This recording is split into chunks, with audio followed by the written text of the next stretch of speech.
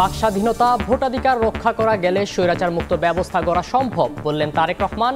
দ্রুত ভোটের দাবি বিএনপির রাজনৈতিক কৌশল, জানালেন মির্জা ফখরুল। অব্যবস্থাপনায় ধুঁকছে রাজধানীর ওয়াটার বাস সার্ভিস। জরাজীর্ণ অবস্থায় লাখ লাখ টাকার নৌযান, চাহিদা থাকলেও মিলছে না সেবা, অভিযোগ যাত্রীদের। সুনামগঞ্জে এখনও শুরু হয়নি হাওরের ফসল রক্ষা বাঁধের কাজ। আগাম ঢল ও বন্যায় ফসলের ক্ষতির শঙ্কা কৃষকদের, দ্রুত ব্যবস্থা নেওয়ার আশ্বাস জেলা প্রশাসকের।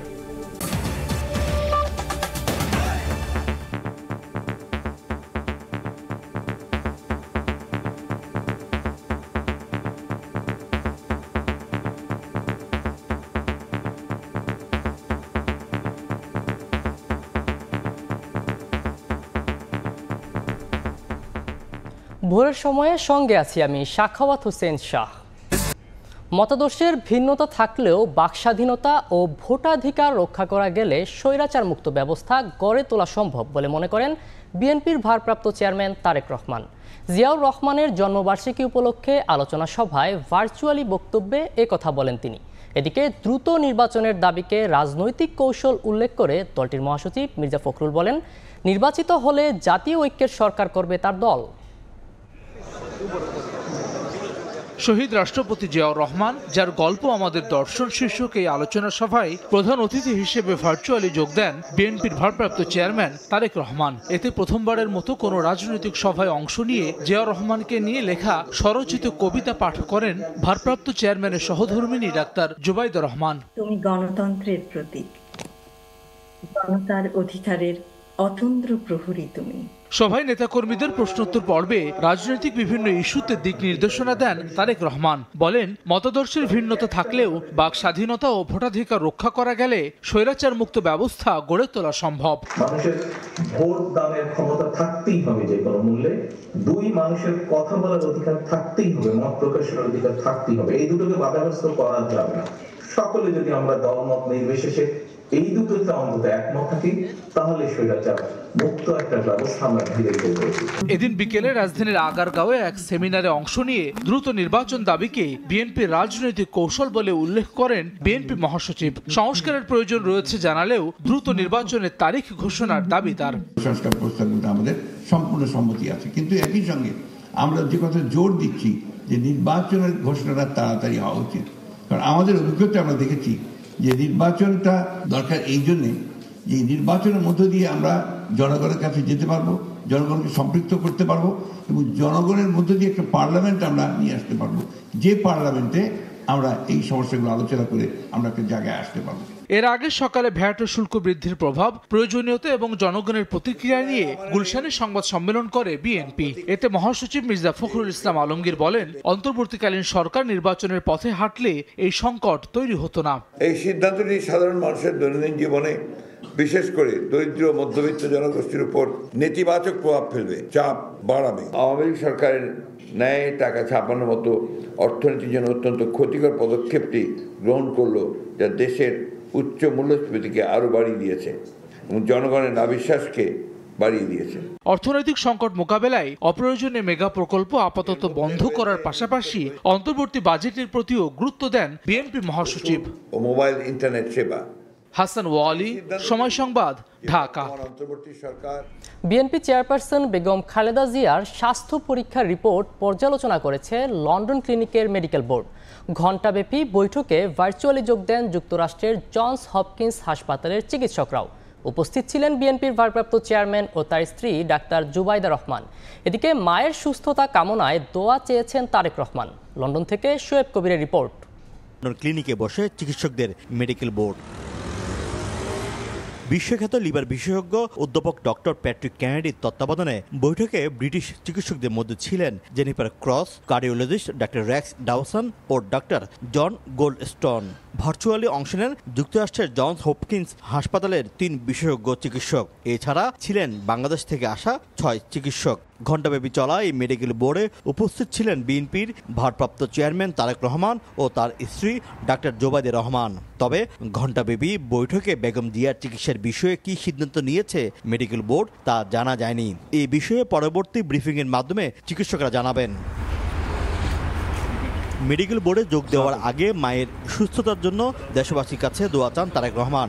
মায়ের কথা যখন বললেন, স্বাভাবিক দেশবাসীর কাছে তো একটাই বলবো, উনি দেশ নেত্রী, কাজেই দেশবাসীর কাছে অনুরোধ জানাবো সন্তান হিসেবে ওনার জন্য দোয়া করার জন্য। এদিকে জুমার নামাজের পর বেগম খালেদা জিয়ার সুস্থতা কামনায় বিএনপির উদ্যোগে লন্ডনের মসজিদে দোয়া মাহফিল আয়োজন করা হয়। যুক্তরাজ্য বিএনপির নেতাকর্মীরা এতে অংশ নেন। তারা দেশবাসীর কাছে বিএনপি চেয়ারপারসনের জন্য দোয়া চান। বিশেষজ্ঞ চিকিৎসকদের সমন্বয়ে গঠিত মেডিকেল বোর্ডে ব্রিফিং এর পরে জানা যাবে বিএনপি চেয়ারপারসন বেগম খালেদা জিয়ার শারীরিক এবং চিকিৎসার সর্বশেষ অবস্থা। একই সাথে জানা যাবে লিভার প্রতিস্থাপনের বিষয়টি। তাকে যুক্তরাজ্যে চিকিৎসা দেওয়া হবে নাকি নিয়ে যাওয়া হবে অন্য দেশে, সেটিও জানা যাবে ব্রিফিং এর পর। শোয়েব কবির, সময় সংবাদ, London. BNP chairperson Begum Khaleda জিয়ার চিকিৎসা সংক্রান্ত কোনো প্রকার গুজব না ছড়ানোর আহ্বান জানিয়েছেন যুক্তরাজ্য বিএনপি সভাপতি এম এ মালেক। একই সঙ্গে দেশের মানুষের কাছে দলীয় চেয়ারপারসনের জন্য দোয়া চেয়েছেন তিনি। প্রথম যে বাংলাদেশের এই যে কোনো এখন যদি আপনার মন গড়া কোনো নিউজ করে দেন, এটা সম্পর্কে আমি কোনো মন্তব্য করতে চাই না। তবে আমি মনে করি যে বাংলাদেশের মানুষে আমরা যেটা বলেছি মন গড়া নিউজ না করে, এবং আমি মনে করি যে আপনারা এই আমাদের ডক্টর জাহিদ সাহেবের এইটাই যেটা বলবেন উনি ওইটাই রিয়ালিটি। এবং আমরা এই দোয়াটা, কারণ আল্লাহর কাছে তো সবচেয়ে প্রিয় হচ্ছে যে দোয়া করা, মার জন্য দোয়া করা। আমাদের নেত্রী, আমাদের মা, মাদার অফ ডেমোক্রেসি যেটা আমরা বলি, ওনার জন্য আমরা আপনাদের মাধ্যমে আমরা সবার কাছে দোয়া কামনা করছি। চাপিয়ে দেয়া গোলামি থেকে জুলাই বিপ্লবের মাধ্যমে দেশের মানুষ মুক্তি পেয়েছে বলে মন্তব্য করেছেন জামায়াতে ইসলামের আমির ডাক্তার শফিকুর রহমান। শনিবার রাজধানীর রাজশাহী নগরীর মাদ্রাসা মাঠে কর্মী সম্মেলনে তিনি আরও বলেন, চাঁদাবাজি ও দুর্নীতি বন্ধ না হলে শহীদদের রক্ত বৃথা যাবে। দেশের রাজনৈতিক পট পরিবর্তনে দীর্ঘ 15 বছর পর প্রকাশ্য কর্মসূচিতে রাজশাহী জামায়াতে ইসলামী দলটির আয়োজনে শনিবার সকালে কর্মী সম্মেলনের আয়োজন করা হয়। স্বতঃস্ফূর্তভাবে ব্যানার ও ফেস্টুন হাতে নগরীর বিভিন্ন এলাকা থেকে মিছিল নিয়ে সম্মেলনে যোগ দেন দলটির মহানগর ও জেলা শাখার কর্মীরা। কানায় কানায় পূর্ণ হয়ে ওঠে নগরীর মাদ্রাসা মাঠ। জুলাই বিপ্লবের চেতনায় বৈষম্যহীন নতুন বাংলাদেশ গড়ার প্রত্যয় ব্যক্ত করেন তারা। বাংলাদেশে কোরআনের শাসন চাই, কোরআনের আইন চাই। সবাই মিলে আমরা এক কাতারে মুসলিম হিন্দু সবাই আমরা একবদ্ধ থাকতে চাই। ভবিষ্যতে আমরা এই ধরনের যে জুলুমের শিকার হয়েছি, আমরা যেন এই জুলুমের শিকার না হই। সম্মেলনে প্রধান অতিথির বক্তব্যে জামায়াতের আমির ডাক্তার শফিকুর রহমান বলেন, চাপিয়ে দেয়া গোলামি জুলাই বিপ্লবের মাধ্যমে নৎসাৎ হওয়ায় মুক্তি পেয়েছে দেশ, কিন্তু যুদ্ধ এখনো শেষ হয়নি। চাঁদাবাজি, দখলদারি ও দুর্নীতি বন্ধ না হলে শহীদদের রক্ত বৃথা যাবে বলে মন্তব্য করেন তিনি। আমাদের সন্তানেরা এত রক্ত কেন দিল, জীবন কেন দিল, পঙ্গু কেন হলো? তারা চেয়েছে সমাজ থেকে সব ধরনের দুঃশাসন এবং দুর্নীতির কবর রচনা হোক। অফিস আদালতে যারা ঘুষ বাণিজ্য করে, আবার মামলা বাণিজ্য অনেকে করে, তাদের প্রতি আমাদের আন্তরিক অনুরোধ, ভাই কাজগুলা করিয়ে না, আমাদের শহীদদের আত্মা কষ্ট পাবে। স্বাধীন বাংলাদেশের সার্বভৌমত্ব রক্ষায় দলীয় নেতাকর্মীদের ঐক্যবদ্ধ থাকার আহ্বান জানান জামায়াতের আমির। তার প্রভুকে ভুলে যান। সাইফুর রহমান রকি, সময় সংবাদ, রাজশাহী। যদি কেউ মনে করে 1.5 মাসের আন্দোলনে সরকার পতন হয়েছে, তবে তারা স্বপ্নে আছে, এমনটাই মন্তব্য করেছেন বিএনপির ভাইস চেয়ারম্যান আব্দুল আওয়াল মিন্টু। বিকেলে পটুয়াখালী শহরে এক কর্মী সমাবেশে এই মন্তব্য করেন তিনি। বিএনপি নেতা বলেন, নির্বাচনের মাধ্যমে গণতান্ত্রিক সরকার প্রতিষ্ঠায় 2007 সাল থেকে বিএনপি আন্দোলন সংগ্রাম করে যাচ্ছে। অবাধ, সুষ্ঠু, গ্রহণযোগ্য একটা নির্বাচনের মাধ্যমে দেশে সরকার প্রতিষ্ঠা করার জন্য আমরা সেই 2007 সাল থেকে আমরা আন্দোলন সংগ্রাম লড়াই করে আসতেছি। যদি কেউ মনে করে যে 1 মাস বা 1.5 মাসের আন্দোলনে সরকারকে পতন ঘটিয়েছে, তাহলে তারা স্বপ্নের রাজ্যে বাস করতেছে অথবা বোকার স্বর্গে বাস করতেছে। শেখ হাসিনাকে দেশে ফিরিয়ে বিচারের মুখোমুখি করা অন্তর্বর্তী সরকারের প্রধান দায়িত্ব বলে জানিয়েছেন প্রেস সচিব শফিকুল আলম। প্রধান উপদেষ্টার দেয়া রোডম্যাপ অনুযায়ী নির্বাচন হবে বলে জানিয়েছেন স্বাস্থ্য উপদেষ্টা। আর নির্বাচন ব্যবস্থা সংস্কার কমিশনের প্রধান বদিউল আলম মজুমদার বলেছেন, সংসদ ও রাজনীতিতে থাকতে পারবে না স্বৈরাচার ও ফ্যাসিস্টরা। আলাদা অনুষ্ঠানে এসব কথা বলেন তারা। শনিবার কুষ্টিয়ায় ইসলামী বিশ্ববিদ্যালয়ে জুলাই বিপ্লবের আকাঙ্ক্ষা ও গণমাধ্যম শীর্ষক উন্মুক্ত সেমিনারে অংশ নেন প্রধান উপদেষ্টার প্রেস সচিব শফিকুল আলম। সেখানে তিনি বলেন, অন্তর্বর্তী সরকারের প্রধান দায়িত্ব ভারতে পালিয়ে যাওয়া শেখ হাসিনাকে দেশে ফিরিয়ে এনে বিচারের মুখোমুখি করা। এই যে গুম করছে হাসিনা,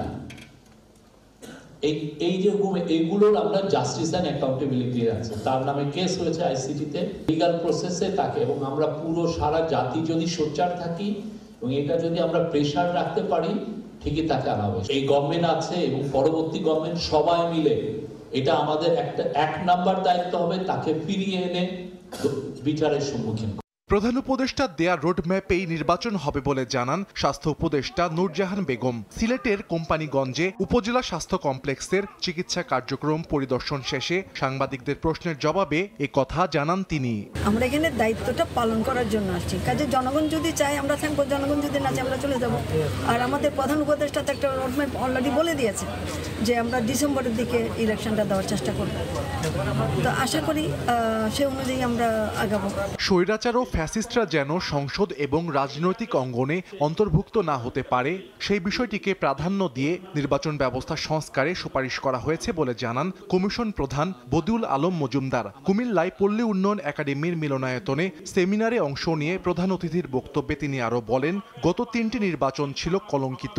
যারা দুর্নীতিবাজ, যারা মানবতা বিরোধী অপরাধ করেছে, যারা বিভিন্নভাবে নিপীড়ন নির্যাতন করেছে, মানুষকে বিচার বহির্ভূত হত্যা করেছে, এরা যেন নির্বাচনে অংশগ্রহণ করতে না পারে, প্রতিদ্বন্দ্বিতা করতে না পারে। এবং একই সাথে আমরা রাজনৈতিক দলগুলোকেও পরিচ্ছন্ন করার জন্য আমরা প্রস্তাব করেছি। গত 3টি নির্বাচনে হওয়া জালিয়াতির সঙ্গে যারা জড়িত তাদের বিরুদ্ধে তদন্ত করে ব্যবস্থা নেওয়ার সুপারিশ করা হয়েছে বলেও জানান বদিউল আলম মজুমদার। কোনো কুৎসিত লোক যেন আবার প্রবেশ করতে না পারে। সাহাল আব্দুল্লাহ আলভি, সময় সংবাদ। মুক্ত বাংলাদেশ গড়তে চায় অন্তর্বর্তী সরকার উল্লেখ করে প্রধান উপদেষ্টা ডক্টর মোহাম্মদ ইউনূস বলেছেন, নবীন উদ্যোক্তারা যেন নিরাপদে বিনিয়োগ করতে পারে তা নিশ্চিতে উদ্যোগ নেওয়া হয়েছে। সন্ধ্যায় নিজ বাসভবন যমুনায় নবীন উদ্যোক্তাদের সঙ্গে বৈঠকে একথা বলেন প্রধান উপদেষ্টা। এ সময় উদ্যোক্তারা আর্থিকভাবে স্বাবলম্বী হয়ে ওঠার সংগ্রামের গল্প বলেন। এতে 15 নারী ও পুরুষ উদ্যোক্তা অংশ নিয়েছেন। এ সময় গ্রামীণ টেলিকম ট্রাস্ট থেকে পাওয়া বিনিয়োগ কিভাবে উদ্যোক্তাদের আর্থিকভাবে স্বাবলম্বী হয়ে উঠতে সহযোগিতা করেছে সে কথাও জানান উদ্যোক্তারা। বিনিয়োগের পাশাপাশি উপযুক্ত প্রশিক্ষণের ব্যবস্থা করতে প্রধান উপদেষ্টার প্রতি আহ্বান জানান। সব ধরনের সহযোগিতা দিয়ে পাশে থাকার আশ্বাস দেন ডক্টর মোহাম্মদ ইউনূস। রাজধানী ঢাকার নদীগুলো ব্যবহার করে যানজট মুক্ত যোগাযোগ ব্যবস্থা এখনও গড়ে তুলতে পারেনি কর্তৃপক্ষ। চালুর 1 যুগ পরও ধুঁকছে ওয়াটার বাস সার্ভিস। জরাজীর্ণ অবস্থায় পড়ে আছে লাখ লাখ টাকায় কেনা নৌযান। যাত্রীদের অভিযোগ, চাহিদা থাকলেও মিলছে না সেবা। বিশেষজ্ঞরা বলছেন, ওয়াটার বাসের গতি ও ঘাটের নিরাপত্তা নিশ্চিত করতে পারলে সারা বছরই মিলবে এ প্রকল্পের সুফল। এ অনুযায়ী এবার উদ্যোগ নেয়ার কথা বলছে কর্তৃপক্ষ। নাজমুল হাসানের ছবিতে আদনান তুর্জের রিপোর্টে বিস্তারিত। ঢাকার নদীপথের ইতিহাস যেন এক প্রবাহমান কাব্য। রাজধানীকে ঘিরে থাকা নৌপথগুলোর মাধ্যমে যুগ যুগ ধরে গড়ে উঠেছে বাণিজ্য, সংস্কৃতি ও জীবিকার সমৃদ্ধ অধ্যায়। আধুনিক ঢাকায় সেই সমৃদ্ধ অতীতের প্রতিফলন ঘটেছিল ওয়াটার ট্যাক্সির মাধ্যমে। ঢাকার চারিদিকে ঘিরে থাকা বুড়িগঙ্গা, তুরাগ, ধলেশ্বরী, বালু ও শীতলক্ষা ঘিরে তৈরি হওয়ার সম্ভাবনা মাথায় রেখে 2004 সালে ওয়াটার ট্যাক্সি প্রকল্প হাতে নেয় সরকার। প্রকল্পের 3টি ধাপের মধ্যে প্রথম দুটিতেই ব্যয় হয় প্রায় 100 কোটি টাকা। সদরঘাট থেকে গাবতলী পর্যন্ত 29 কিলোমিটার রুটে স্থাপন করা হয় 12টি ল্যান্ডিং স্টেশন। 2013 সালের 4 জুলাই চালু হয় ওয়াটার বাস সেবা। সরেজমিনে গিয়ে দেখা যায় ওয়াটার বাসের বর্তমান হাল ভালো নয়। সদরঘাট, বাদামতলী ঘাটে জরাজীর্ণ অবস্থায় পড়ে আছে লাখ লাখ টাকা খরচ করে কেনা 4টি ওয়াটার বাস। আমাদের জাহাজগুলা অনেকটি ভাঙ্গাচোরা, এগুলো মেরামত করতে হবে। যাত্রীদের অভিযোগ, চাহিদা থাকলেও সেবা মিলছে না। অব্যবস্থাপনা, ধীরগতি, বেহাল ঘাট সহ আছে আরও সমস্যা। দুর্নীতির কারণে এইটা অবস্থা এরকম হয়েছে। তেল নিত 20টা-22টা, খরচ করতো 12টা 10টা 12টা। এখানে ঘাটে ওখানে লোকজন সব বাসেতে জায়গা, গাড়িতে জায়গা, এখন আর ওই বাসেও আসলেও ওখানে বাসেও মানুষজন পায় না, ওখানে আর বন্ধ করে দিচ্ছে। সদরঘাটের থেকে আমের ওয়াটার বাস আইতো, হবে আয় না। আগে মানুষগুলো অনেক সুবিধা হইতো, হবে অনেক মানুষগুলো অনেক কষ্ট হয়। এখনও মানুষ ফিরে যায়, কাকা ওয়াটার বাস নাই, না ওয়াটার বাস নাই বাবা, করোনার মধ্যে বদ্ধ হয়ে যায়।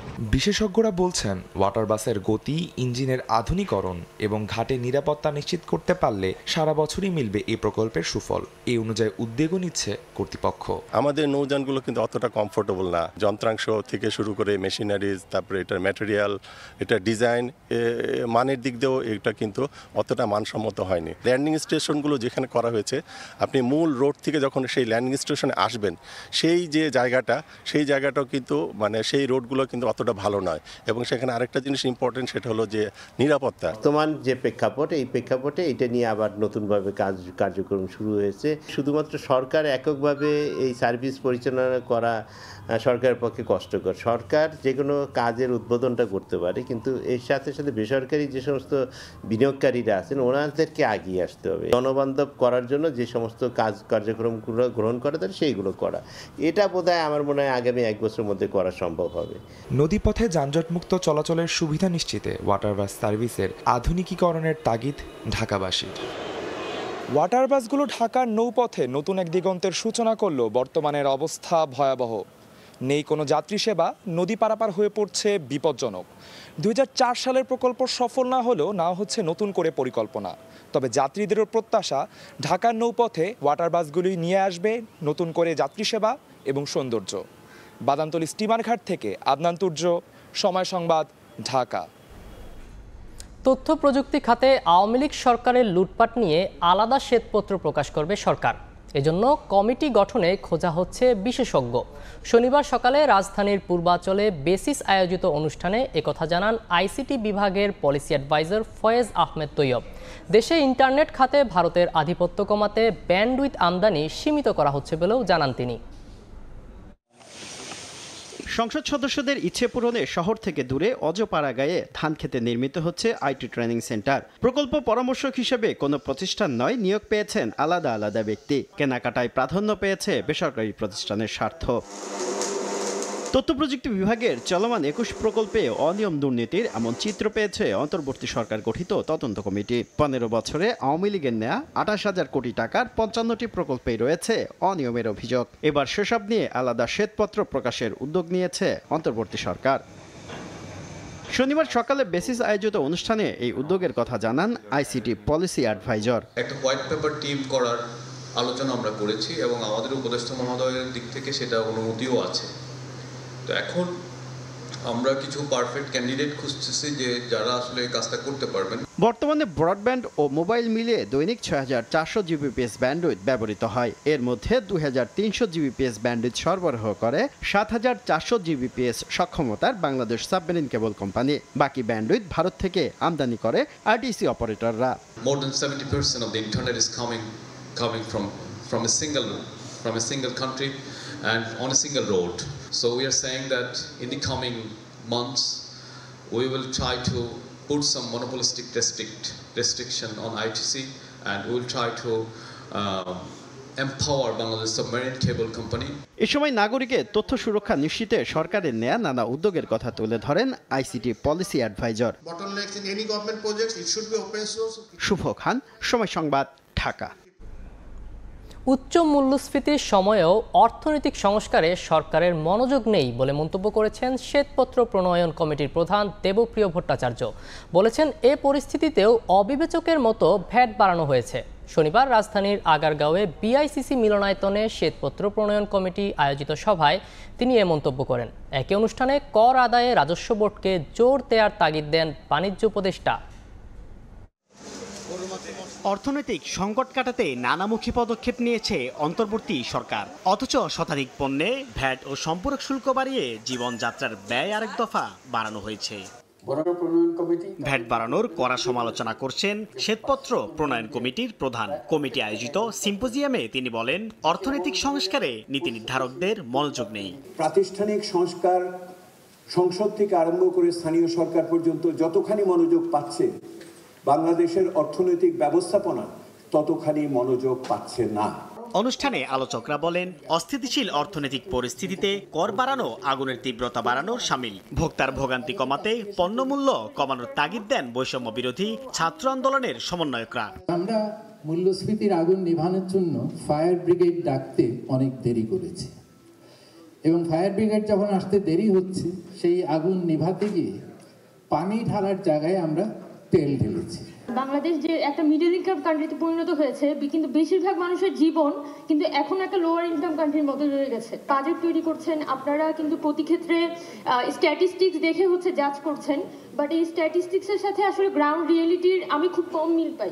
শুধু সাধারণ জনগণ নয়, বরং করের চাপে ব্যবসায়ীরাও নাজেহাল। তারপরও ভ্যাট বাড়ানোর পক্ষে যুক্তি তুলে ধরেন বাণিজ্য উপদেষ্টা।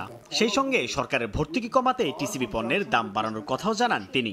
ডাইরেক্ট এবং ইনডাইরেক্ট ট্যাক্সের এই কম্বিনেশনটা শুধু অনলি ডাইরেক্ট ট্যাক্সের উপরে ডিপেন্ড করাটা maybe for a matured economy is very good, but for an unregulated market like ours the indirect taxes are critically important. কারণ আমি যখন ভ্যাট ফাঁকি দিই, আমি যখন কাস্টম ডিউটি ফাঁকি দিই, এটা অ্যাকিউমুলেট করলে তো কখনোই ডাইরেক্ট ট্যাক্স জেনারেটই করে না।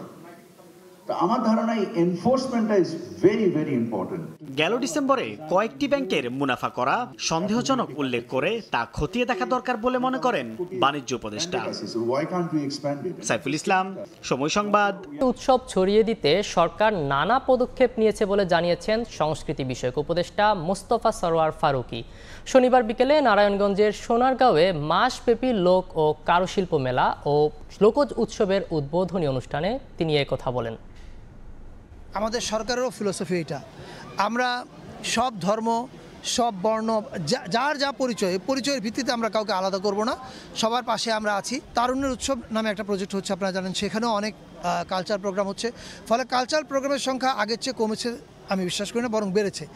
তবে বিচ্ছিন্ন যে দু একটা ঘটনার কথা বলেছেন আপনি, সেটা আমরা অস্বীকার করছি না। বাংলাদেশ হচ্ছে বৈচিত্র্যের জায়গা। এই বৈচিত্র্য রক্ষার জন্য আমরা সব কাজ করব, এবং এই জন্য প্রশাসন, পুলিশ প্রশাসন সবাই এই বিষয়ে নির্দেশিত। ধ্বংসের মুখে সিলেট নগরীর টিলাগড়ে গড়ে ওঠা ইকো পার্ক, পরিকল্পিত তত্ত্বাবধান ও চিকিৎসার অভাবে প্রায় শূন্য হয়ে পড়েছে ইকো পার্ক চিড়িয়াখানার পশু পাখির খাঁচাগুলো। এমন দুরবস্থায় ক্ষুব্ধ দর্শনার্থীরাও। চিকিৎসা ও নিরাপত্তার স্বার্থে প্রাণীগুলোকে সাফারি পার্কে স্থানান্তরের পরামর্শ বন বিভাগের। নৌশাদ আহমেদ চৌধুরীর ছবিতে অপু বণিকের রিপোর্ট। সিলেট নগরীর কেন্দ্রস্থল থেকে ৮ কিলোমিটার দূরে টিলাগড় দৃষ্টিনন্দন ইকো পার্ক। পাহাড়ি টিলা, গাছ, দীর্ঘ ঘন জঙ্গল আর আঁকাবাঁকা রাস্তায় বনটির সৌন্দর্য। ১১২ একর আয়তনের এই ইকো পার্কটি প্রতিষ্ঠা করা হয় ২০০৬ সালে। পরবর্তীতে ২০১৮ সালে বন্যপ্রাণী সংরক্ষণ কেন্দ্র স্থাপন করা হয়। তবে পার্কের ভেতরের বেশিরভাগ খাঁচাই এখন পরিত্যক্ত। চিত্ত বিনোদনের জন্য তৈরি করা ছোট শিশু পার্কও বিলীনের পথে। একসময় ম্যাকাও, আফ্রিকান প্যারট, দেশি বিদেশি পাখি, অজগর, হরিণ, হনুমান, জেব্রা সহ নানা প্রাণীর দেখা মিললেও সংরক্ষণ ও রক্ষণাবেক্ষণের অভাবে অনেকটা শূন্য পার্কের চিড়িয়াখানাটি। এমনকি ইকো পার্কটিতে নেই কোনো পশু চিকিৎসা কেন্দ্র ও চিকিৎসকও। সবুজ দেখতে এসেছিলাম, প্রাণী দেখতে এসেছিলাম, প্রাণীর প্রতি ভালোবাসা নিয়ে এসেছিলাম, কিন্তু এখন সত্যি খুবই মর্মাহত। খুব নাজেহাল অবস্থা, আসলে দেখার মতো কোনো ভয়ঙ্কর লাগতেছে। এখানে অনেক মানুষ ঘুরতে, এখন মানুষও কমে গেছে আর পার্কে পশু পাখিও মারা গেছে।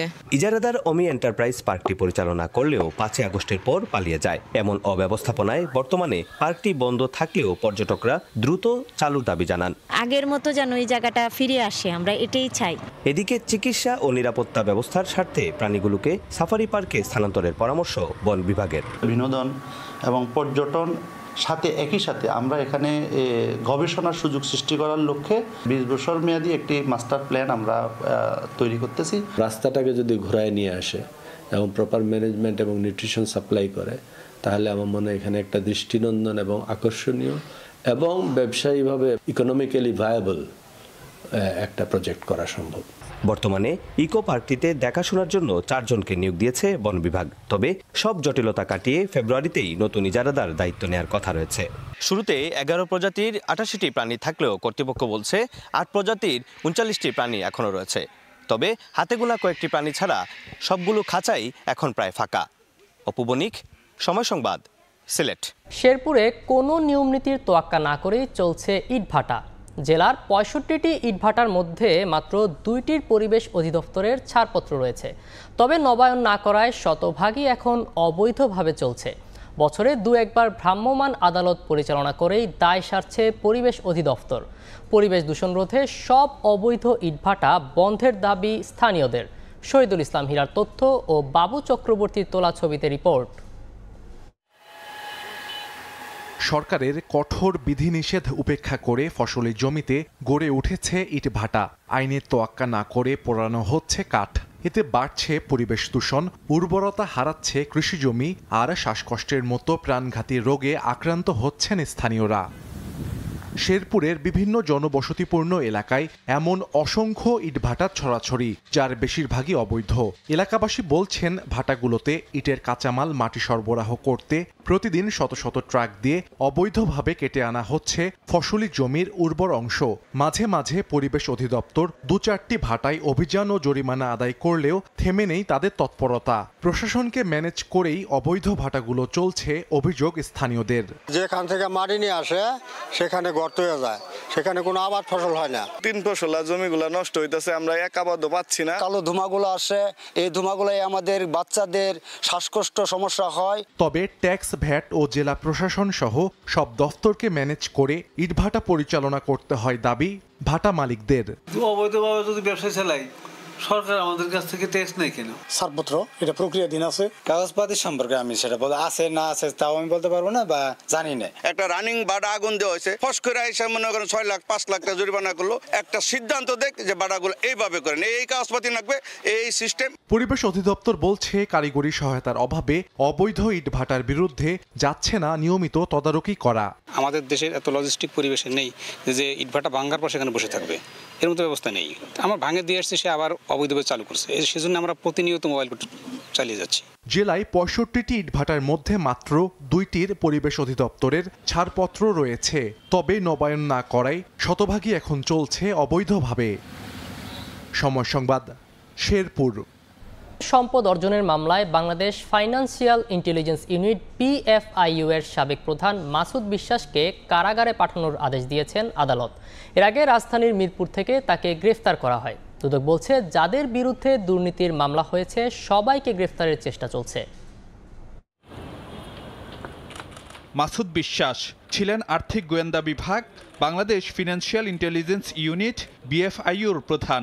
দায়িত্ব ছিল অর্থ পাচার সহ বিভিন্ন আর্থিক অপরাধ ঠেকানো। কিন্তু সেই মাসুদ বিশ্বাসই ফেঁসে গেলেন জ্ঞাত আয় বহির্ভূত অবৈধ সম্পদ অর্জনের মামলায়। ঢাকা মহানগর গোয়েন্দা পুলিশের সহযোগিতায় শুক্রবার রাতে রাজধানীর মিরপুর থেকে মাসুদ বিশ্বাসকে গ্রেফতার করে দুর্নীতি দমন কমিশন দুদক। শনিবার বেলা 12:15টার পর হাজির করা হয় দুদক কার্যালয়ে। চলে ঘণ্টাব্যাপী জিজ্ঞাসাবাদ। পরে তোলা হয় ঢাকার মুখ্য মহানগর হাকিম আদালতে। শুনানি শেষে কারাগারে পাঠানোর নির্দেশ দেন আদালত। তিনি তার স্বীয় ক্ষমতার অপব্যবহার করে আয়ের সাথে অসঙ্গতিপূর্ণ প্রায় 2 কোটি টাকার সম্পদ অর্জন করায় যে মামলাটা আমরা রুজু করেছি, সেই মামলায় তাকে গ্রেফতার করেছি। তার বিরুদ্ধে আরও অনেক কিছু অভিযোগ আছে। দুদক জানায়, দুর্নীতির মামলায় অভিযুক্তদের কেউই ছাড় পাবে না। দুদকের মেসেজ হলো যে যাদের বিরুদ্ধে আমরা মামলা দায়ের করছি তারা হয় জেলে থাকবে, না হয় বেলে থাকবে। অর্থাৎ যাদের বিরুদ্ধে আমরা মামলা রুজু করছি প্রত্যেকেরই আমরা এরকম গ্রেফতারের জন্য প্রচেষ্টা চালাবো, কেউ বাইরে থাকবে না। গত 2 জানুয়ারি মাসুদ বিশ্বাসের বিরুদ্ধে 1,87,72,000 টাকার জ্ঞাত আয় বহির্ভূত সম্পদ অর্জনের অভিযোগে মামলা করে দুদক। ফারুক ভিয়া, রবিন, সময় সংবাদ। বাতাসে কাবু জনজীবন, ব্যাহত হচ্ছে স্বাভাবিক কার্যক্রম। আর শীতের সঙ্গে পাল্লা দিয়ে বাড়ছে ডায়রিয়া ও নিউমোনিয়ায় আক্রান্ত রোগীর সংখ্যা। শীতের আরও খবর জানাতে ঠাকুরগাঁও জেলা শহরে আছেন রিপোর্টার জিয়াউর রহমান বকুল এবং ময়মনসিংহ মেডিকেল কলেজ হাসপাতালে আছেন ওবায়দুল হক। প্রথমেই যাচ্ছি বকুলের কাছে। বকুল,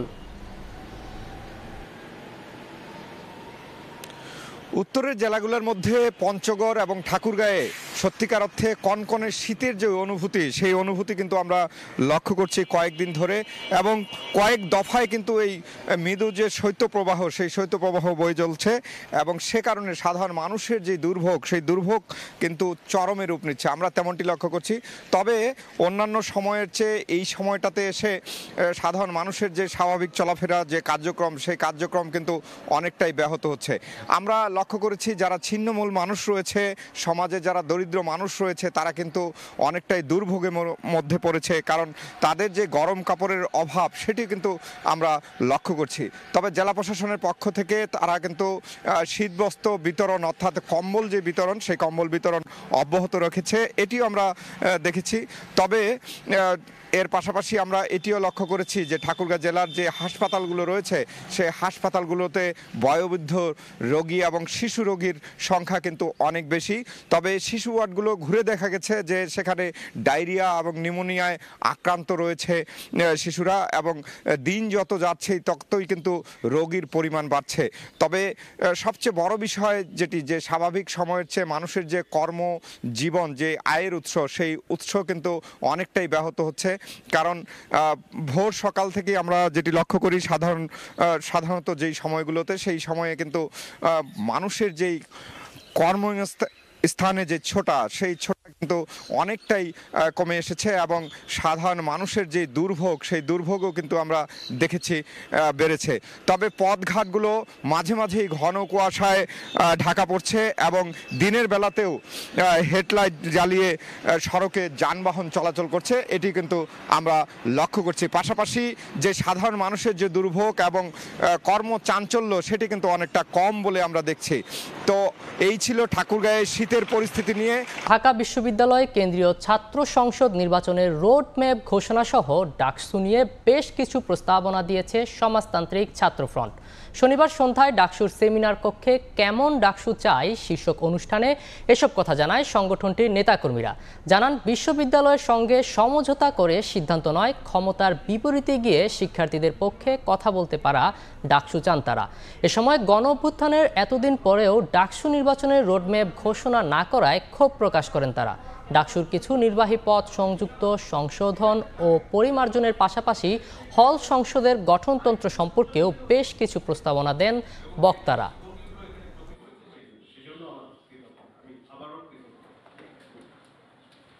ক্ষমতার বিপরীতে গিয়ে যে কণ্ঠস্বর কথা বলতে পারে আমরা সেই ডাকসুকে আমরা চাই। আমরা বিশ্ববিদ্যালয় প্রশাসনের সাথে নেগোসিয়েশন করে যে ডাকসু একটা সিদ্ধান্ত দিবে, সেই ডাকসুকে আমরা চাই না। গণঅভ্যুত্থানের এতদিন হয়ে গেল, কিন্তু এখন পর্যন্ত আমরা বিশ্ববিদ্যালয় প্রশাসনের দিক থেকে আসলে ডাকসু কবে হতে পারে, এটার রোড ম্যাপ কি কিছু পাই। আমরা কেমন সংসদ চাই, সেই চাওয়ার পিছনে আমি দেখব যে এই শিক্ষার্থীদের কতটুকু স্বার্থ, এই সাধারণ শিক্ষার্থীদের স্বার্থ রক্ষাতে আসলে এই সংসদ কতটুকু কাজ করতে পারে অথবা পারছে না। কঠিন আইন প্রয়োগ করে দুর্নীতিকে সহনশীল পর্যায়ে আনতে অন্তর্বর্তী সরকারের প্রতি আহ্বান জানিয়েছে দুর্নীতি বিরোধী জাতীয় সমন্বয় কমিটি। শনিবার বিকেলে উত্তরায় লাভলিন কনভেনশন হলে কমিটির সাধারণ সম্পাদক সারোয়ার ওয়াদুদ চৌধুরী একথা বলেন। স্বজনদের দুর্নীতিকেও অপরাধ হিসেবে গণ্য করার সৎসাহস রেখে সবাইকে সংগঠনে যুক্ত হওয়ার আহ্বান জানান তিনি। এদিন দুর্নীতি বিরোধী জাতীয় সমন্বয় কমিটির ঢাকা মহানগর উত্তরের 24টি থানার আহ্বায়ক কমিটি গঠন করা হয়।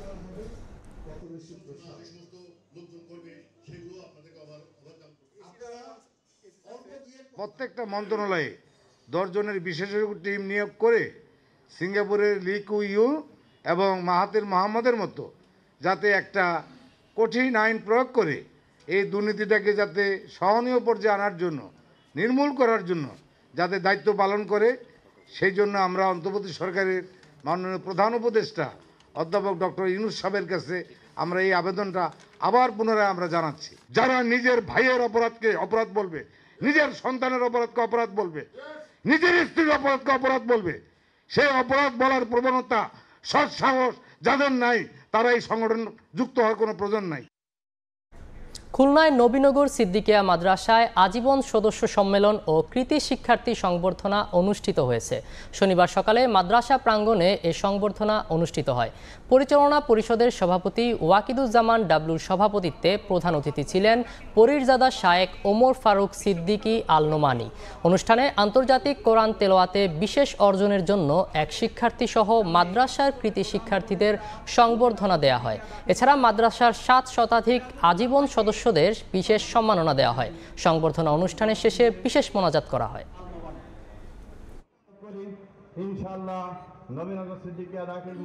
নির্ধারিত সময়ের 1 মাস পার হলেও সুনামগঞ্জে এখনও শুরু হয়নি হাওরের বেশিরভাগ ফসল রক্ষা বাঁধের কাজ।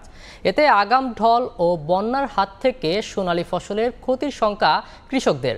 পানি উন্নয়ন বোর্ড বলছে, বন্যার পানি নামতে দেরি করায় বাঁধ নির্মাণ কাজে বিলম্ব হচ্ছে। হিমাদ্রি শেখর ভদ্রকে সঙ্গে নিয়ে সুনামগঞ্জের হাওর ঘুরে নওশাদ আহমেদ চৌধুরীর ক্যামেরায় বিস্তারিত জানাচ্ছেন ইকরামুল কবির। কৃষকের নিপুণ হাতের ছোঁয়ায় সুনামগঞ্জের 12 উপজেলার হাওর জুড়ে বোরো ধানের সমারোহ, যেন দিগন্ত জুড়ে সবুজের গালিচা। হাওর পাড়ের কৃষকের ভাগ্য নির্ধারণ হয়ে থাকে একমাত্র ফসল বোরো ফসলের উপর। গেছে বার তো ধান হয়েছে ভালো, হাঁটছে ভালো, এবার কি হবে আমরা বলতে পারতাম না।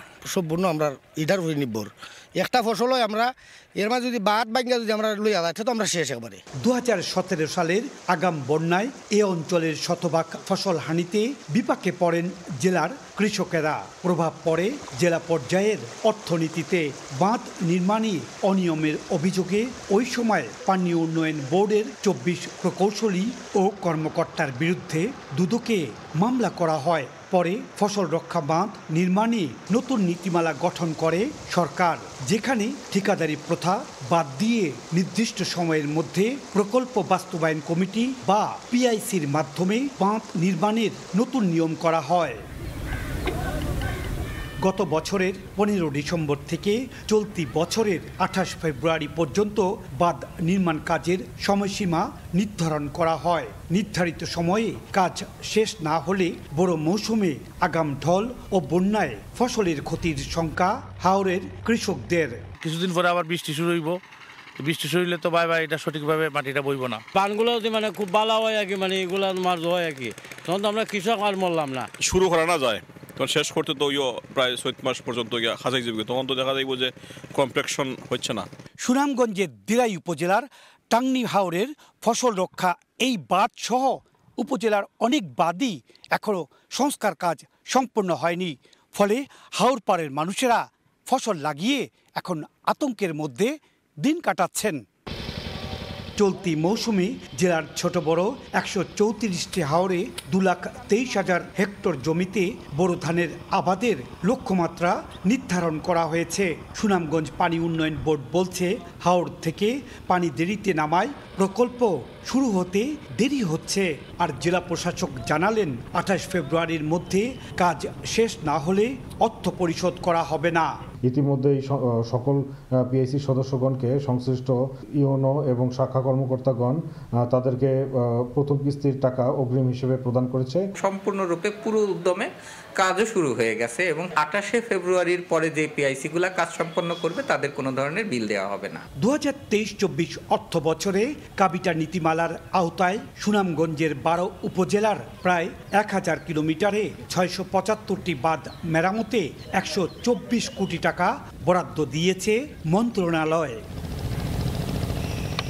ইকরামুল কবির, সময় সংবাদ, সুনামগঞ্জ। ময়মনসিংহের মুক্তাগাছায় কৃষি জমিকে অকৃষি দেখিয়ে 20 মেগাওয়াট সৌরবিদ্যুৎ কেন্দ্র স্থাপন এখন গলার কাটা হয়ে দাঁড়িয়েছে। শেখ হাসিনার আমলে নেয়া এই প্রকল্পের কারণে জলাবদ্ধতার কবলে পড়েছে কয়েক হাজার কৃষকের ফসলি জমি। তাদের অভিযোগ, চলছে জোর করে জমি দখলের পায়তারা। তবে সমস্যা সমাধানে উদ্যোগ নেয়ার কথা জানিয়েছে উপজেলা প্রশাসন। হোসেন আলের ছবিতে ওবায়দুল হকের রিপোর্ট। বালু ফেলে চলছে ভরাটের কাজ, উঁচু করে চারপাশে দেয়া হচ্ছে বাঁধ। এতে পানির প্রবাহ বাধাগ্রস্ত হওয়ায় সৃষ্টি হয়েছে কৃত্রিম জলাবদ্ধতা। ময়মনসিংহের মুক্তাগাছায় স্থাপন হতে যাওয়া ২০ মেগাওয়াট সৌরবিদ্যুৎ কেন্দ্র স্থাপনের কাজ চলায় জলাবদ্ধতার কবলে পড়েছে হাজারো কৃষকের ফসলি জমি ও মাছের ঘের। কৃষকের অভিযোগ, শুরু থেকেই গ্রামবাসী কৃষি জমিতে বিদ্যুৎ কেন্দ্র স্থাপনের বিরোধিতা করলেও আওয়ামী লীগ নেতাদের প্রভাবে অনেককে বাধ্য করা হয় জমি লিজ দিতে।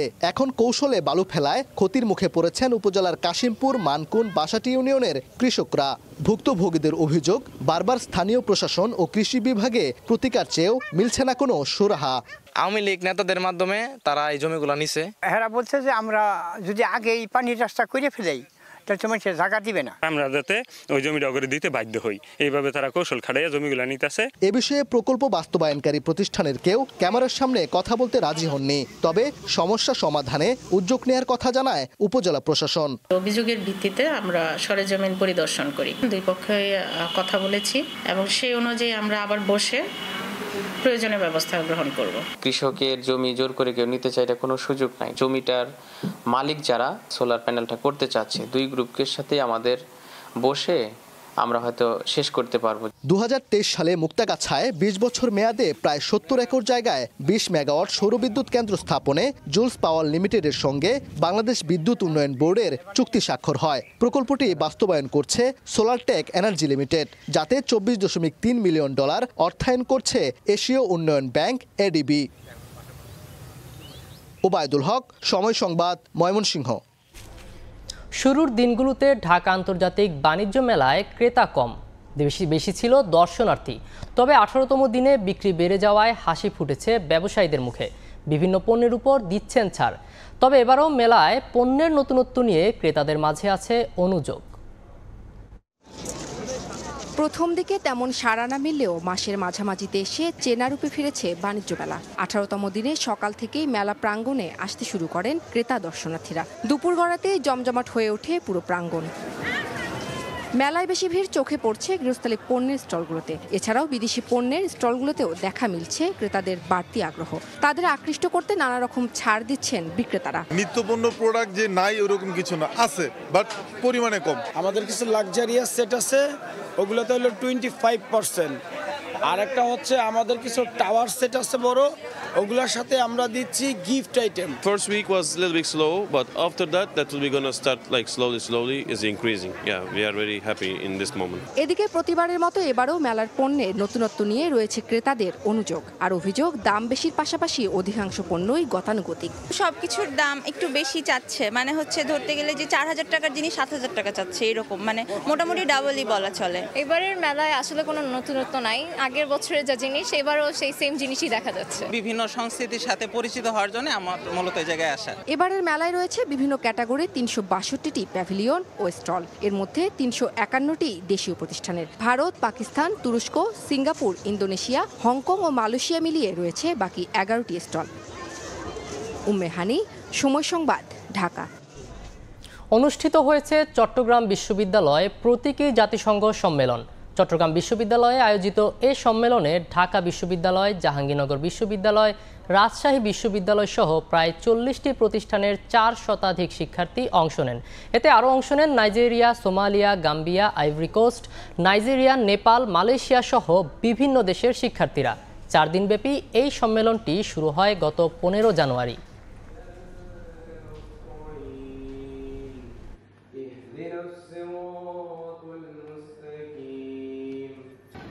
বাংলা বাজার সড়কের 8 কিলোমিটার জায়গা জুড়ে শত শত খানাখন্দ।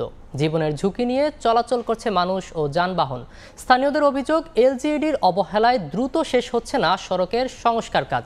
হিমাদ্রি শেখর বদ্রের তথ্য ও ছবিতে রিপোর্ট। খানাখন্দে ভরা সড়ক, কোথাও আরসিসি ঢালাই উঠে বের হয়ে গেছে রড, কোথাও আবার সড়কের পাকা অংশ সম্পূর্ণ ধসে গেছে।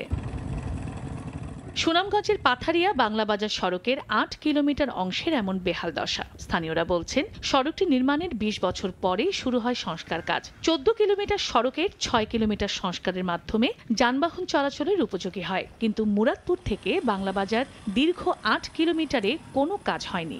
এতে জীবনের ঝুঁকি নিয়ে চলাচল করছে যানবাহন ও মানুষ। সড়ক বিভাগের উদাসীনতার কারণেই এমন দশা, অভিযোগ তাদের। পুরোটাই তো ভাঙা ভাই, বালো কোন জায়গায় বলবো? প্রতিদিন মিনিমাম যে 10,000 লোক এই রাস্তায় চলাচল করে, কিন্তু বেহাল দশা এই রাস্তা দীর্ঘ 20 বছর যাবত। 2 মাস আগ থেকে বালু পাথর রাস্তার দিকে ফালাইছে, কাজ করবে, কিন্তু কাজের কোনো দেখতেছি না আমরা। তবে দ্রুত সংস্কার কাজ শেষ করার আশ্বাস এলজিইডির নির্বাহী প্রকৌশলীর। যে অংশটুকু ভালো আছে সেখানে আমরা প্রাক্কলন অন্তর্ভুক্ত করি নাই, যে অংশগুলো খারাপ সেগুলো আমরা প্রাক্কলন অন্তর্ভুক্ত করছি এবং আগামী 4 থেকে 5 মাসের মধ্যে কাজটি শেষ হবে বলে আমি আশাবাদী। সড়কটি সংস্কারে ব্যয় ধরা হয়েছে 20 কোটি টাকা। সময় সংবাদ, সুনামগঞ্জ। ঢাকা সিলেট চট্টগ্রাম রেলপথের হবিগঞ্জ অংশের অন্তত 8টি স্টেশন বন্ধ হয়ে গেছে। কর্তৃপক্ষের কার্যকরী পদক্ষেপের অভাবে এসব স্টেশনের বেশিরভাগই এখন পরিত্যক্ত। খোয়া যাচ্ছে মূল্যবান যন্ত্রপাতি, আসবাবপত্র সহ বিভিন্ন মালামাল। এলাকাবাসীর দাবি, রেল স্টেশনগুলো পুনরায় চালু হলে যাত্রী সেবার পাশাপাশি ব্যবসা বাণিজ্যের প্রসার হবে। তবে রেলওয়ে বিভাগ বলছে জনবল সংকটের কারণেই এমন বেহাল দশা। রাশেদ আহমেদ খান পাঠানোর তথ্য ও ছবি নিয়ে রিপোর্ট। ঢাকা সিলেট চট্টগ্রাম রেলপথের হবিগঞ্জ অংশের লস্করপুর, রশিদপুর, সাটিয়াজুড়ি, তেলিয়াপাড়া, শাহপুর, ইটাখোলা ও কাশিমনগর সহ 8টি স্টেশনের কার্যক্রম নেই দীর্ঘদিন। শতাধিক বছরের পুরনো স্টেশনগুলো 2008 থেকে 2011 সালের দিকে জনবল সংকটের কারণ দেখিয়ে বন্ধ রাখা হয়।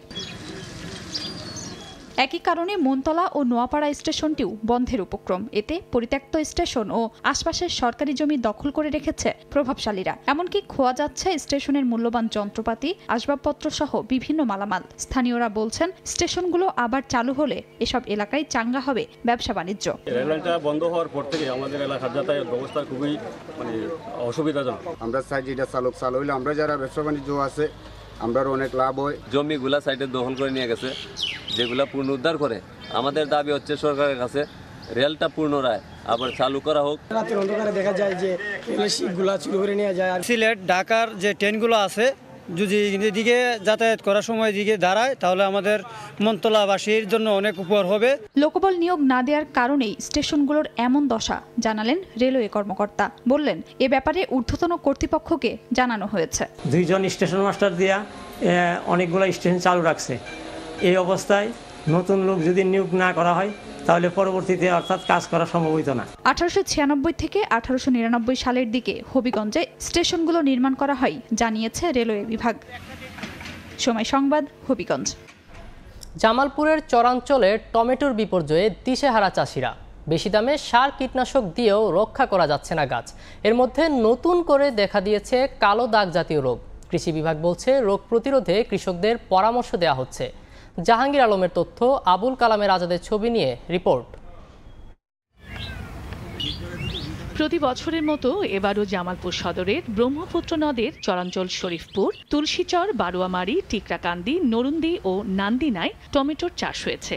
বাড়ি বিউটিফুল, বিউটিফুল 2, বিউটিফুল 3 এবং বিউটিফুল প্লাস জাতের টমেটো আবাদ হয়। চলতি মৌসুমের শুরুতেই 4,000 টাকা মন থাকলেও বর্তমানে বিক্রি হচ্ছে 800 থেকে 1,000 টাকায়। কৃষকরা বলছেন, কালো দাগ জাতীয় রোগে টমেটো গাছ নষ্ট হয়ে যাচ্ছে। বেশি দামে সার কীটনাশক দিয়েও কোনো কাজ হচ্ছে না। একবার না 4 বার করে খেত নাগাইছি, নাগানির পরেও তাও ঠিক নাই।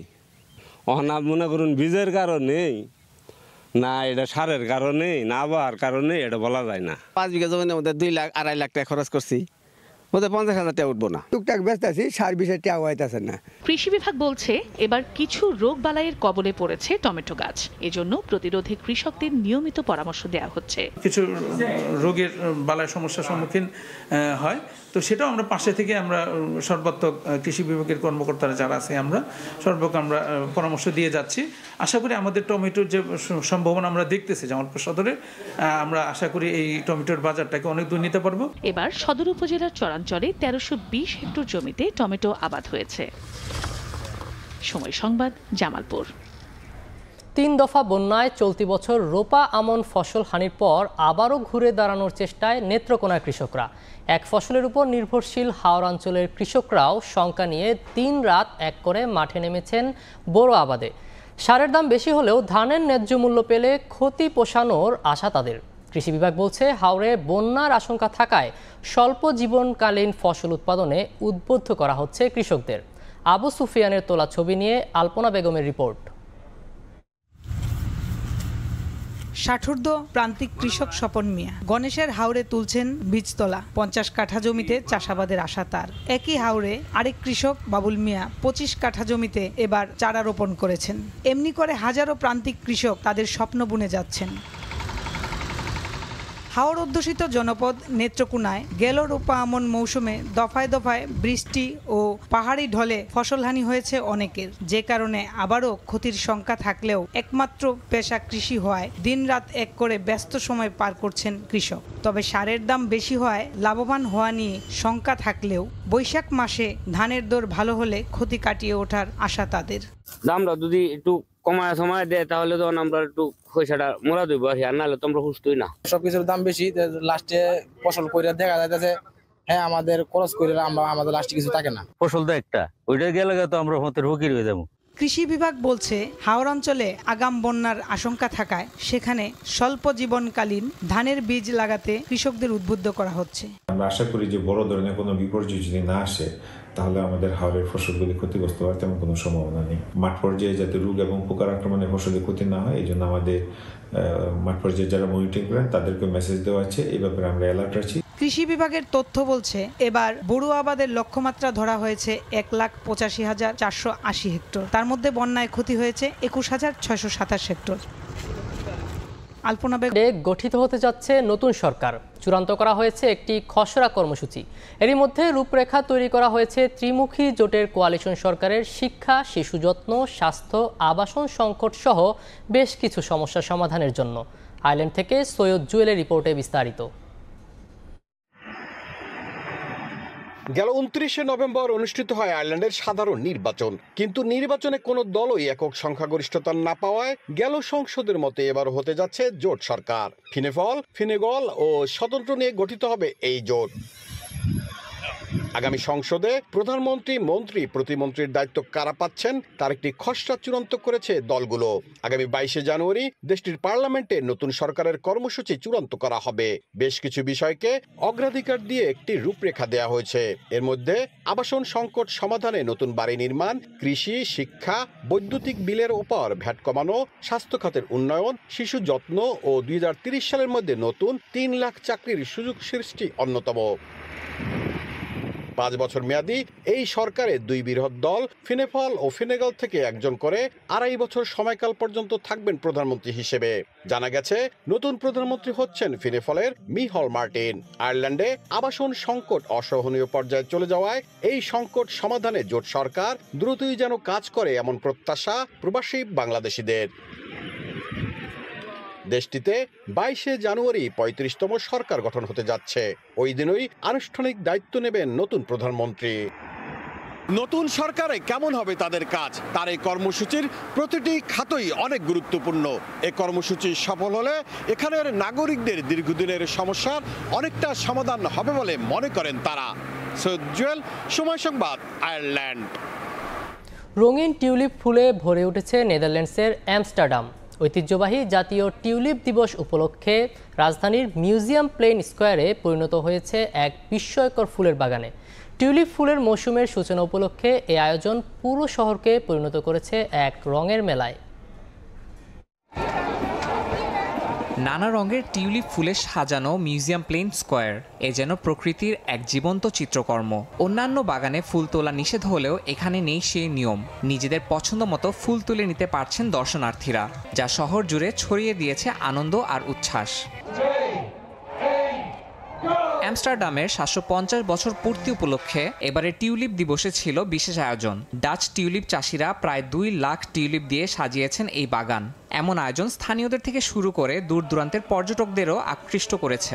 উৎসবের অন্যতম আকর্ষণ ছিল আতশবাজির দৃষ্টিনন্দন প্রদর্শনী। I think it's really lovely day, although it's really cold, but I just love it. Like when I entered the field, I was just giggling like a child because it's so beautiful, and I just love the colors of these tulips. Like it's my first time that I've ever like seen tulips or like a tulip field, so I just really happy. Tulip উৎপাদনে শীর্ষস্থানীয় Netherlands তাদের এই আয়োজনের জন্য বিশ্বব্যাপী পরিচিত। April পর্যন্ত চলবে এই চমৎকার ফুলের উৎসব। ইয়াসিন মোহাম্মদ জিসান, সময় সংবাদ। প্রস্তাবিত গঠনতন্ত্র সংশোধনের সিদ্ধান্ত বাতিল না করায় সব ধরনের ক্রিকেট বয়কটের সিদ্ধান্ত নিল ঢাকার ক্লাবগুলো। এতে পিছিয়ে গেল 20 জানুয়ারি থেকে শুরু হতে যাওয়া ঢাকার প্রথম বিভাগ লিগ। শনিবার বোর্ড সভাপতির হাতে স্মারকলিপি তুলে দেয় ঢাকা ক্রিকেট ক্লাব অর্গানাইজেশন। এ সময় ক্লাব প্রতিনিধিরা নাজমুল আবেদিন ফাহিমের পদত্যাগও দাবি করেন। তবে এ বিষয়ে গণমাধ্যম এড়িয়ে গেছেন ফারুক আহমেদ। মাত্র এটা পড়ে নেই আমি বললো যে কমিটির ব্যাপারে কিছু জানে না। গণমাধ্যম এড়িয়ে এভাবেই বিসিবি ত্যাগ করেন সভাপতি ফারুক আহমেদ, যার দায়িত্ব গ্রহণের 4.5 মাসের মাথায় ঘটল প্রথম বিভাগ ক্রিকেট বয়কটের মতো লজ্জাজনক ঘটনা। বাতিল হয়ে গেছে ট্রফি উন্মোচন পর্বটাও। স্থগিত করা হয়নি, আমরা পার্টিসিপেট করিনি, ওরা বাধ্য হয়েছে স্থগিত। রাইট। 3 দিনের আলটিমেটাম শেষে শনিবার বেলা 12টায় ছিল সভাপতি বরাবর স্মারকলিপি জমা দেওয়ার সময়। তবে এদিন ফারুক আহমেদ বোর্ডে আসেন 4.5 ঘন্টা দেরিতে। এরপর ঢাকার ক্লাব প্রতিনিধিদের সঙ্গে চলা অল্প সময়ের বৈঠক সমাধান আনতে ব্যর্থ। আমাদের দাবিটা যে স্পষ্ট, দাবির মান না পর্যন্ত আমরা খেলবো না। আমাদের বিরুদ্ধে যেই সব ষড়যন্ত্রমূলক কার্যক্রম চলতেছে এগুলি বন্ধ না হওয়া পর্যন্ত আমরা ক্রিকেটের সাথে নাই এবং ভবিষ্যতেও থাকবো না। বোর্ডের কাছে ঢাকা ক্রিকেট ক্লাব অর্গানাইজেশনের 3 দফা দাবি। গঠনতন্ত্র সংস্কারের খসড়া বাতিল সহ বিলুপ্ত করতে হবে সংস্কার কমিটিও। আহ্বায়ক নাজমুল আবেদিন ফাহিমকে অপসারণ করতেই হবে, পদত্যাগ করতে হবে পরিচালক পদ থেকেও। যে কনভেনার ওর পদত্যাগ দাবি করেছি আমাদের বোর্ড প্রেসিডেন্টের সামনে এবং আমার ধারণা উনি খুব সুষ্ঠুভাবে এই সমস্যার সমাধান করবে। কমিটি থেকে যেই সব জিনিস পাস হয়েছে, এখন প্রস্তাব করা হয়েছে, বোর্ড প্রেসিডেন্টই জানে না। এটা সবচেয়ে আমরা নিজেরা অবাক হয়েছি। ক্লাব কর্তাদের বয়কটের সিদ্ধান্তে পিছিয়ে গেল 20 তারিখে উদ্বোধনের অপেক্ষায় থাকা Dhaka first division league. Board মিটিংয়ে ক্লাবগুলোর 3 দফা দাবি না মানলে স্থগিত থাকবে ঢাকা প্রিমিয়ার লিগের দলবদলও। সাব্বির মিথুন, সময় সংবাদ। খবর। গ্রুপ টেবিলের দ্বিতীয় স্থান দখলের লড়াইয়ে ফরচুন বরিশালের প্রতিপক্ষ স্বাগতিক চিটাগং কিংস। টানা খেলার মধ্যে থাকায় ম্যাচ ডের আগের দিন অনুশীলন করেনি বন্দরনগরীর দলটি। অন্যদিকে সাউদার্ন আর্মিরা ব্যাটে বলে নিজেদের ঝালিয়ে নিলেও অনুশীলনে ছিলেন না তামিম ইকবাল। জোহর আহমেদ চৌধুরী স্টেডিয়ামে ম্যাচ শুরু দুপুর 1:30টায়। চট্টগ্রাম থেকে মাহবুব রিমনের ম্যাচ প্রিভিউ।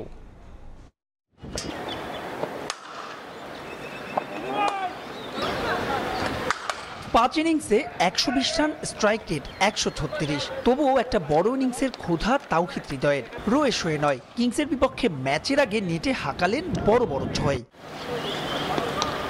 হৃদয়ের ঠিক বিপরীত চিত্র নাজমুল শান্তর, নামের মতোই ধীর স্থির। একটা ভালো ইনিংস তার কাছে পাওনা রয়ে গেছে ফরচুন বরিশালের।